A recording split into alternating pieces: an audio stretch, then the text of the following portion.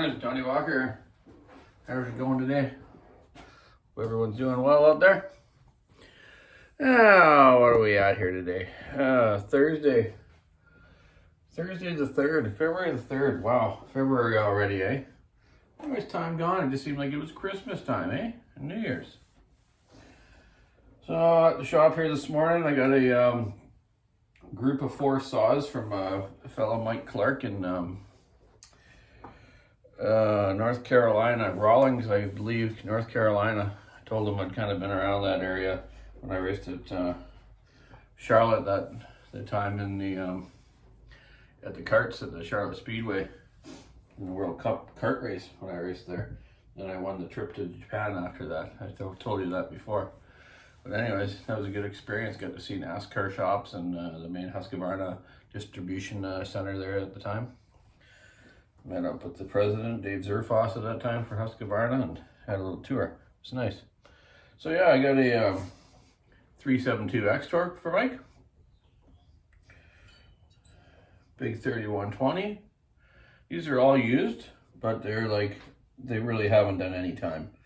Hardly any carbon on them. And a good old school 394. Yeah, had a little tiny little score on the piston I noticed when I ripped it apart, but yeah, it's nothing to be worried about. Let's clean that up. They've been sitting for a while. You see the rings are kind of starting to gum up a little bit. So yeah, and I also have a unusual model. Well, maybe not for the folks in the USA, but a model 362. A lot of people might not have heard of it. It's kind of the body of a 365 and 372, but it has, it's only 60 cc's.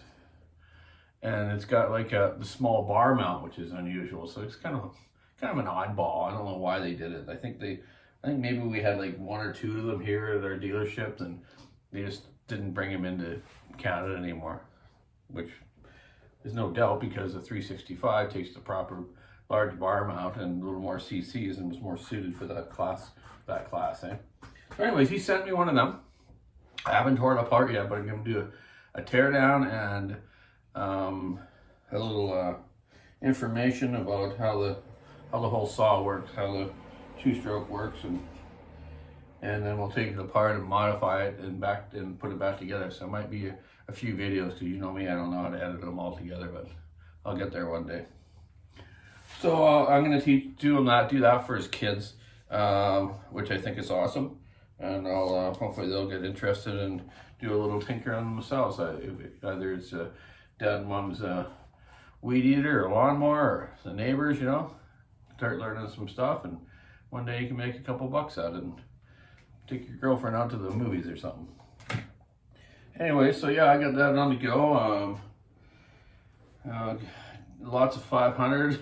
The day before I did that video about the 500s we had in stock, the 30 just showed up, and I bet you by today half of them are gone. Yesterday, I couldn't believe how many people ordered online from the US, a few from BC here. That a buddy of mine just messaged me this morning on Facebook Messenger. Can you have a 500 for me ready tomorrow, Donny? I'm like, sure, buddy. Yeah, later on in the afternoon.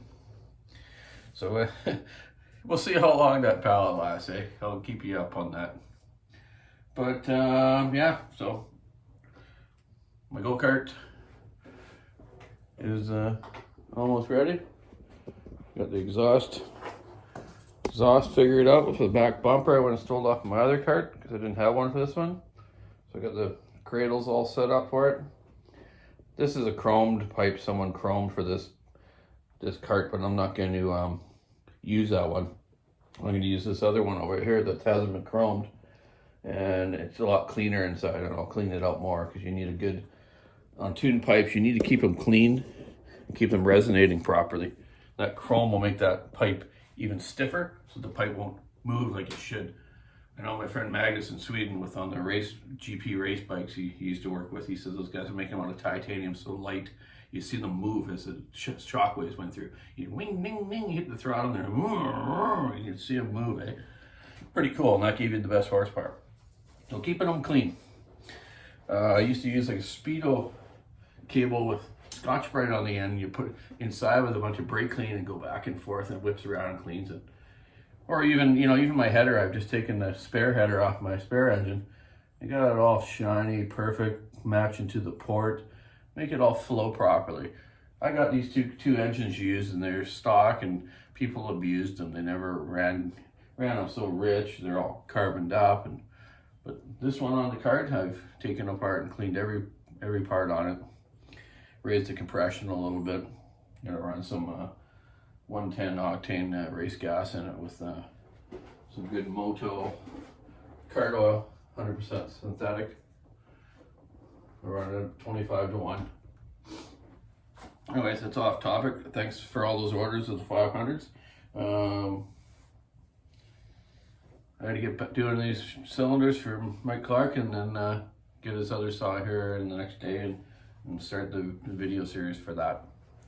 So hey, keep your saw on the wood, stick a nice rubber on the road pretty soon. Next weekend I'm gonna go race my 4-stroke one. This one I'll race after that when I get the new tires for it. I got them coming now. Okay, have a great day. Be safe. Bye.